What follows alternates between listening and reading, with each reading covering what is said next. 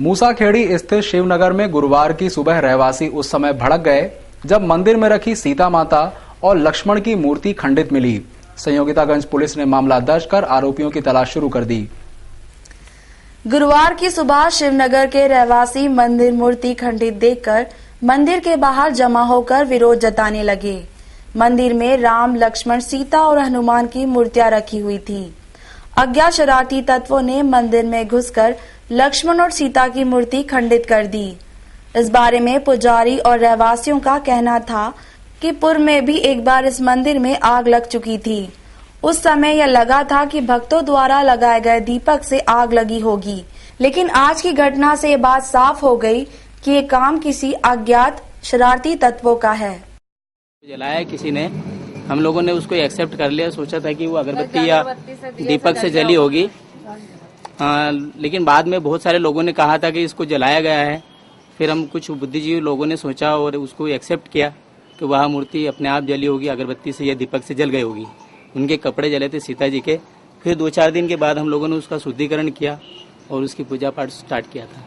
अभी कल की बात है, कल 3:30-4 बजे तीनों मूर्ति खंडित कर दी किसी ने। 2-3 लोग मेरे पास आए, वो दिखाया, तब पता चला कि ये तीनों मूर्तियां खंडित हो गई।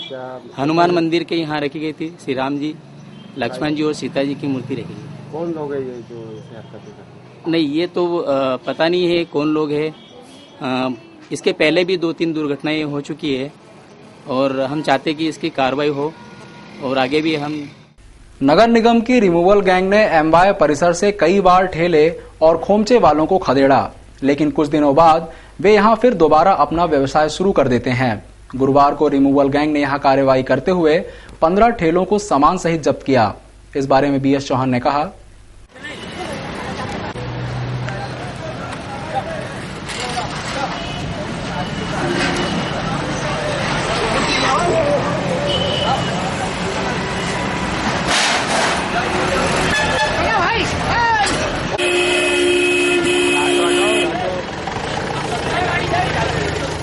गुरुवार की सुबह खजराना चौराहे से पैदल अपने दोस्त के साथ जा रही युवती को एक ऑटो चालक ने टक्कर मारकर बुरी तरह घायल कर दिया। उसे गंभीर अवस्था में एमवाय अस्पताल में भर्ती किया गया।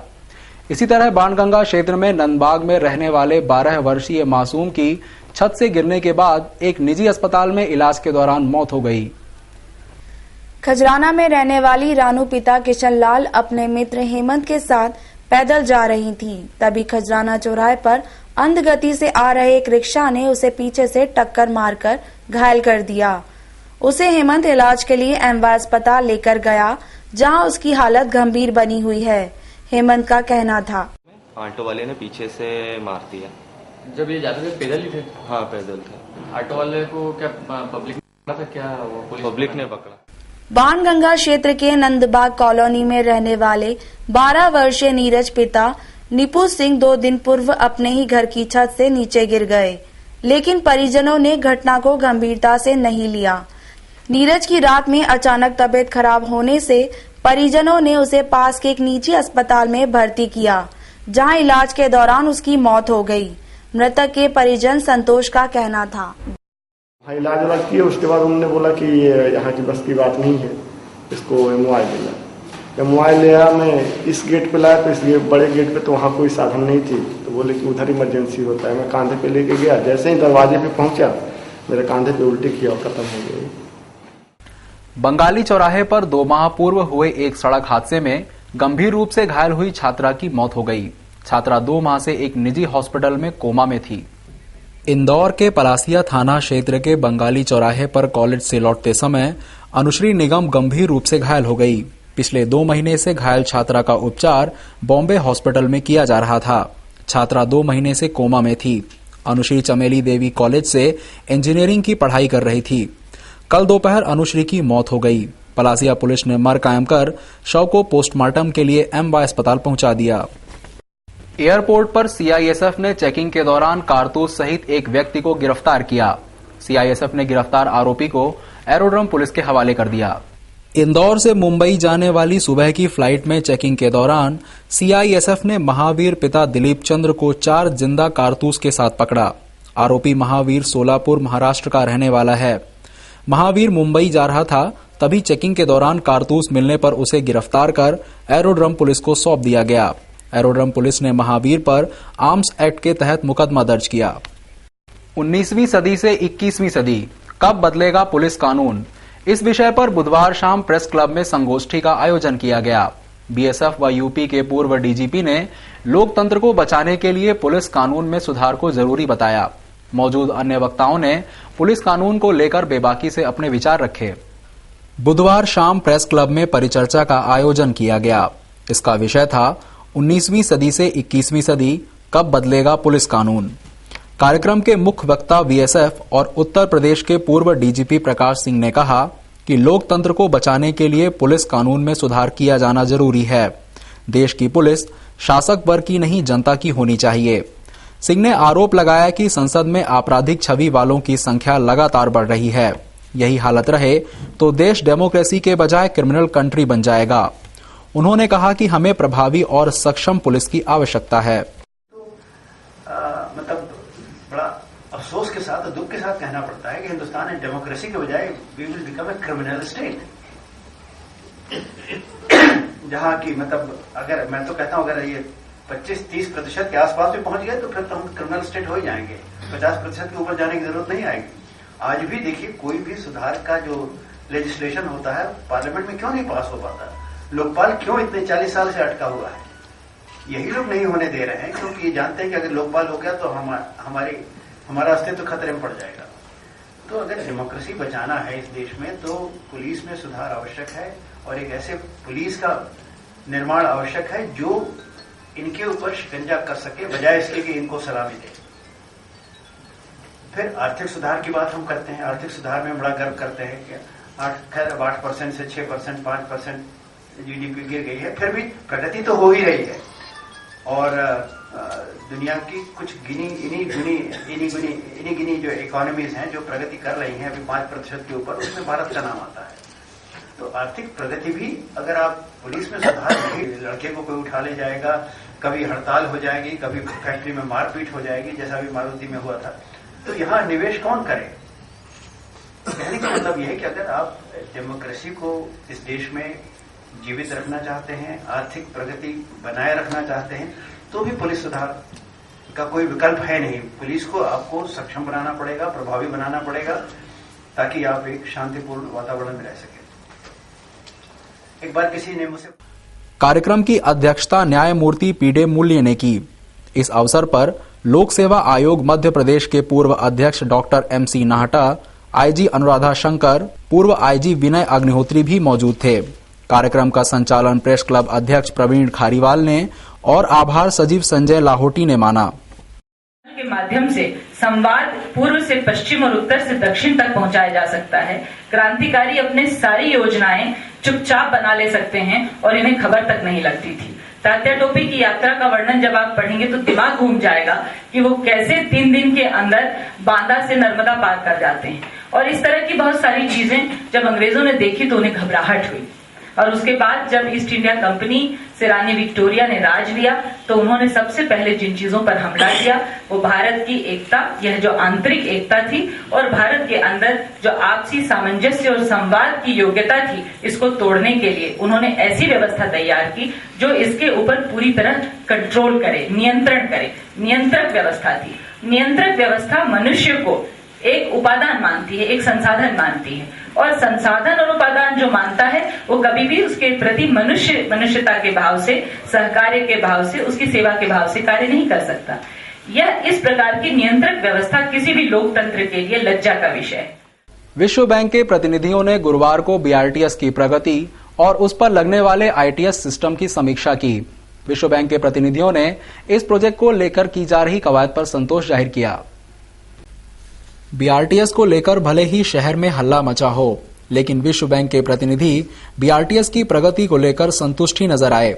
गुरुवार को सिटी बस के मुख्यालय में विश्व बैंक के प्रतिनिधियों ने BRTS की प्रोग्रेस और इस पर लगने वाले ITS सिस्टम की समीक्षा की।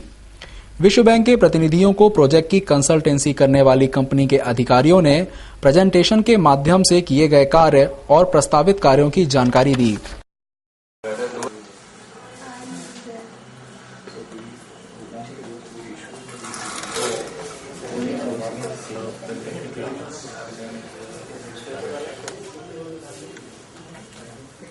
विश्व शिगेसाकी, गेराल्ड मैकनहाफ, रोहित गौरी पुणे के बीआरटीएस सिस्टम को देखने आए थे और जाते जाते उन्होंने इंदौर के प्रोजेक्ट की भी समीक्षा की। वर्ल्ड बैंक के प्रतिनिधि प्रोजेक्ट को लेकर संतुष्ट दिखाई दिए। कहा तो ये जा रहा था कि ये प्रतिनिधि जमीनी हकीकत भी देखेंगे, लेकिन ऐसा नहीं हुआ।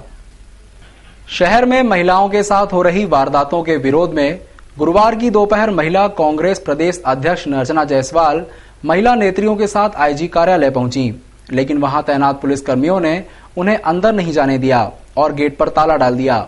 जब नेत्रियों ने इसका विरोध किया तब जाकर उन्हें अंदर जाने दिया गया।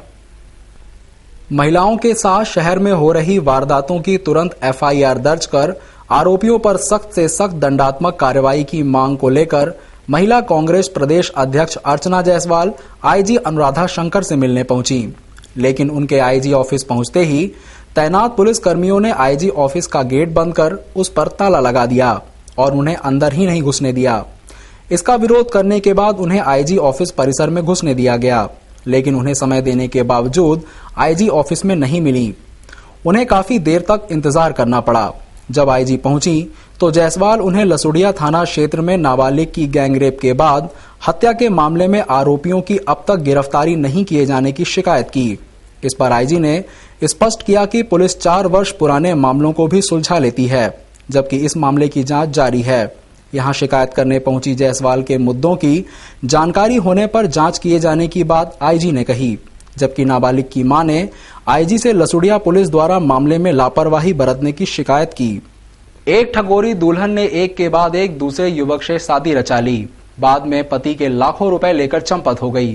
फरार पत्नी की शिकायत पीड़ित लोगों ने आईजी से की। आईजी कार्यालय पहुंचे ये लोग किसी हत्या या प्रताड़ना के मामले को लेकर नहीं, वरन एक ऐसी दुल्हन की शिकायत लेकर आए जिसने एक नहीं 2-2 युवकों से विवाह रचाया और लाखों का सामान लेकर भाग खड़ी हुई। मामला बड़ा दिलचस्प है। इस पूरे घटनाक्रम में एक मैरिज ब्यूरो की भूमिका चौंकाने वाली रही। पहले दूल्हे कल्पेश जैन से 3 लाख रुपए लिए और उसकी शादी अंजलि उर्फ ऋतु नामक युवती से करवा दी, जहां से वह विवाद कर भाग खड़ी हुई। उसके 4 दिन बाद ही दूसरे दूल्हे बबलू जाट से 1.5 लाख रुपए लिए और विवाह की रस्मों के साथ बंधन में बंध गई। लेकिन यहां भी जालसाजी से बंधन टूट गया, बल्कि कहानी ऐसी रची कि दूल्हा सलाखों के पीछे पहुंच गया।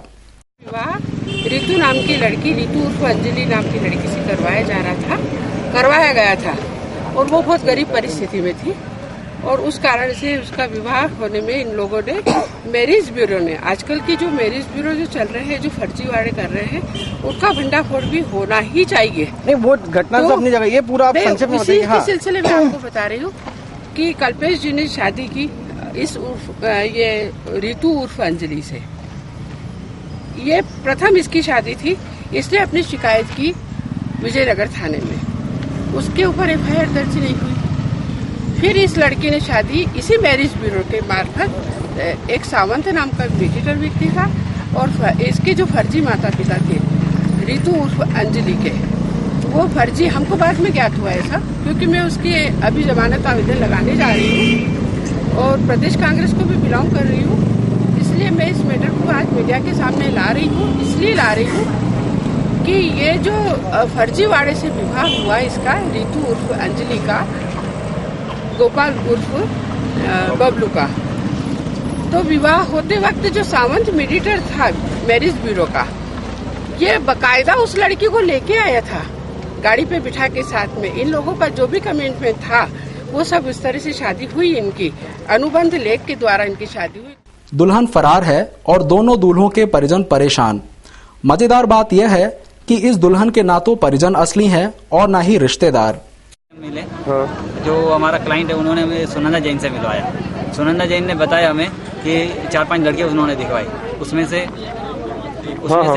उन्हें 4-5 लड़कियां मैंने देखा, किसी को हम पसंद नहीं आए, किसी को वो उनको पसंद नहीं आई। उसके बाद हमने देखा अंजलि को बताया, हमको अंजलि को बताया, तब अंजलि ने बोला कि हमें पसंद है लड़की, हमें ये पसंद है रिश्ता, और हमने भी ओके कर दिया। उसके बाद 12 तारीख को हमारी शादी हो गई खजराना कोर्ट में, फिर उसके बाद खजराना मंदिर में। मारा था। हाँ इधर आप बोलते जाइए। उसके बाद फिर क्या हुआ? उसके बाद 2 दिन रही हमारे साथ।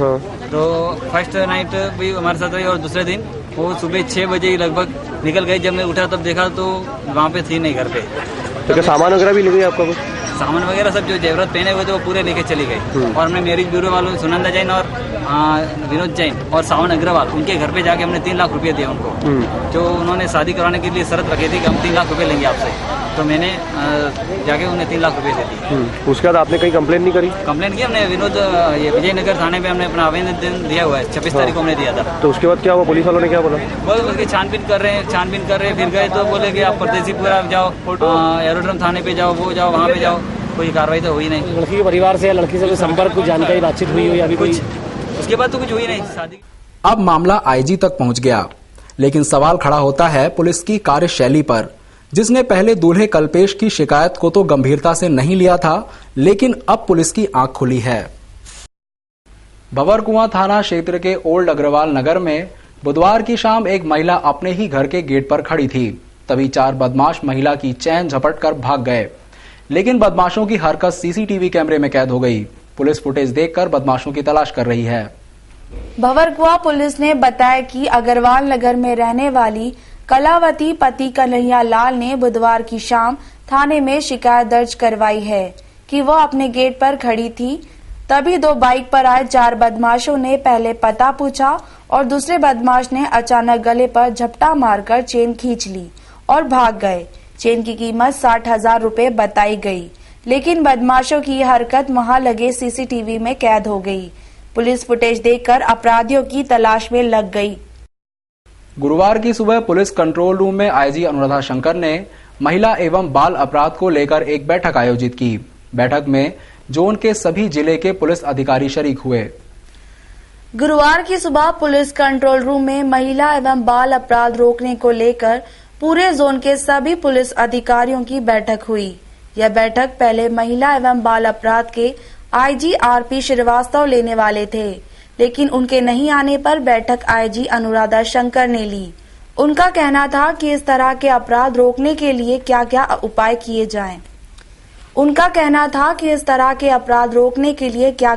किए जाएं और किस तरह की हेल्पलाइन शुरू करें, जिससे पीड़ित को तुरंत पुलिस सहायता मिल सके। गुरुवार को स्टेट बैंक ऑफ इंडिया के मैनेजर ने छोटी गौलटोली थाने में नकली नोट की आशंका के चलते 9,000 रुपए जमा करवाए। बैंक ने श्याम सोनी नामक एक ग्राहक पर शंका जाहिर की है। पुलिस पूरे मामले की जांच कर रही है। सभी नकली नोट 500 के हैं।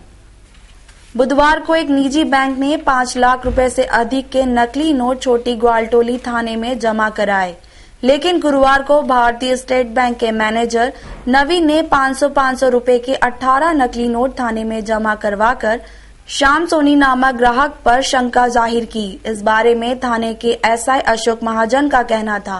1000 रुपए के मैं आवेदन के कल लेकर आए थे थाने पर, जिन्होंने बताया है कि ये note Shyam Joshi Sipra sales agency के कर्मचारी द्वारा जमा कराए गए हैं।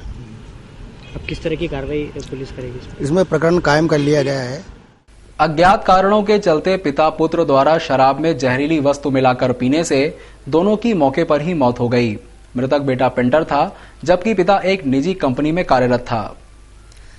संयोगतागंज पुलिस के अनुसार श्यामाचरण शुक्ला नगर में बीती रात रमेश सागोरे और उनके बेटे मनोज ने अपने ही घर में शराब पी। सुबह जब दोनों सोकर नहीं उठे तो पुलिस को सूचित किया।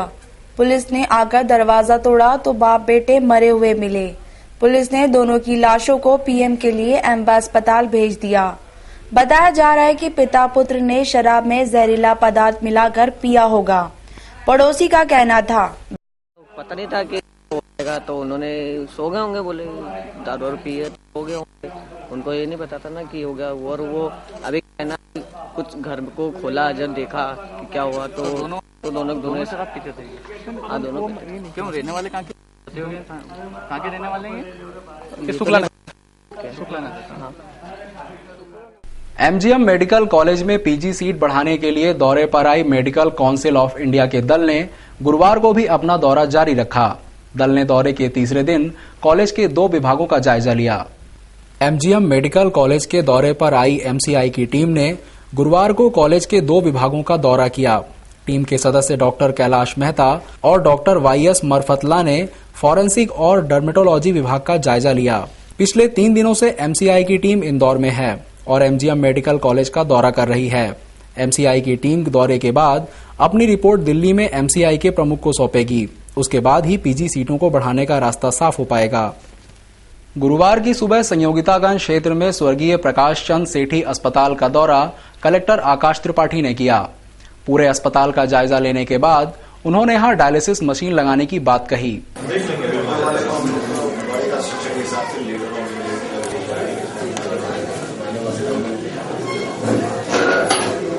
जो कि मिनिमम कॉस्ट पे डायलिसिस उपलब्ध करा सके, और इसकी आवश्यकता हम लोग इसलिए भी ज़्यादा महसूस हुई कि जन सुनवाई में हमको कई बार ऐसे पेशेंट्स आए जो कि डायलिसिस कराने में उनको बहुत दिक्कत होती क्योंकि उसकी कॉस्टिंग ज़्यादा है, 1000 रुपये के आसपास एवरेज पड़ जाता है। तो इसलिए हम लोगों ने फैसिलिटी शुरू करने का सोचा है और इसमें हम लोगों ने 500 रुपये का केवल शुल्क डायलिसिस का लेंगे, जो कि बेसिक हमको इतना खर्चा लगे, बल्कि उसमें थोड़ा सा हमको रेड क्रॉस की तरफ से सब्सिडाइज करना पड़ेगा उसको। 500 रुपीज़ के उसमें हम डायलिसिस करेंगे और अभी 3 मशीनों से हम लोग स्टार्ट करेंगे। एक मशीन हेपेटाइटिस के पेशेंट्स के लिए अलग रहेगी और 2 मशीनें रेगुलर बेसिस पे यूज़ होंगी। और इसका पीसी सेठी अस्पताल में हमने लोकेशन देख ली है और यहाँ पे इसका सिविल वर्क वगैरह और बाकी चीज़ें हम लोग प्रयास करेंगे महीने भर के अंदर हो जाए। इन एनी केस मार्च माह में हम लोग ये फैसिलिटी चालू कर देंगे। सर आईसीयू नहीं है फिर डायलिसिस नहीं, उसके लिए एक आईसीयू की भी व्यवस्था हम लोग साथ में कर रहे हैं, मॉनिटर्स भी लगा रहे हैं उसमें, और यहाँ के जो डॉक्टर्स हैं लगातार वो उपलब्ध रहेंगे। हम लोग डे टाइम का ही केवल रख रहे हैं, 8 आवर्स का रखेंगे उसमें और उसी समय करेंगे उसमें। और दूसरा हमारे लिए एक अच्छी बात है कि यहाँ से एमवाई बहुत पास में है, तो एक स्पेशलिस्ट हॉस्पिटल भी बगल में, तो हम उसको मिला के अच्छा कर सकते हैं। एमजीएम मेडिकल कॉलेज की एक छात्रा ने कल रात नशे की गोलियां खा ली। छात्रा की तबीयत बिगड़ने पर उसकी रूममेट ने उसे एमवाई में भर्ती करवाया। एमजीएम मेडिकल कॉलेज के फिजियोथेरेपी की छात्रा निकिता मोदी की तबीयत बिगड़ने पर उसकी रूममेट ने इलाज के लिए एमवाई अस्पताल में भर्ती कराया। छात्रा जावरा कंपाउंड स्थित एक निजी हॉस्टल में रहती है। बताया जा रहा है कि निकिता ने नशे की गोलियां खा ली थी, जिसके बाद उसकी तबीयत बिगड़ गई। फिलहाल निकिता का इलाज एमवाई में किया जा रहा है। गुरुवार को बिचौली मर्दाना में हो रहे सामूहिक विवाह में एक नाबालिग लड़की का विवाह महिला एवं बाल विकास के अधिकारियों ने रुकवा दिया। दुल्हन के परिजनों को पलासिया थाने लाकर माफीनामा लिखवाया गया। इसके बाद ही उन्हें छोड़ा गया। महिला एवं बाल विकास अधिकारी जय श्रीवास्तव ने बताया कि हमें सूचना मिली कि बिचौली मर्दाना में हो रहे सामूहिक विवाह में एक नाबालिग लड़की विवाह सूत्रों में बंधने वाली है। टीम ने तुरंत छापा मारकर उस नाबालिग लड़की को कब्जे में ले लिया। उसने अपना नाम हंसा पिता राम प्रसाद बताया। उसकी अंग सूची की जांच की गई तो वो 16 वर्ष की निकली। उसके परिजनों को पलासिया थाने लाया गया। माफीनामा लिख कर देने के बाद परिजनों को छोड़ा गया। उम्र लगभग 16 साल की है, उसकी शादी हो रही है। उसकी जानकारी यहाँ पे जाके पता किया तो स्कूल से रिकॉर्ड निकला है डेट ऑफ बर्थ का, तो उसकी जन्मतिथि जो थी 16/7/97 थी।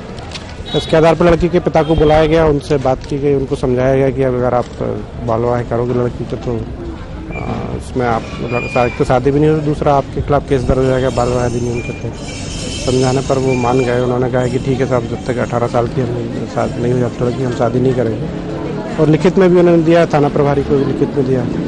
और बारात जो आई है उनका कहना है कि बारात हम लौटा रहे हैं और कुछ तो लौट भी गए हैं, टेंट वगैरह ये बाकी लोगों को बता दिया।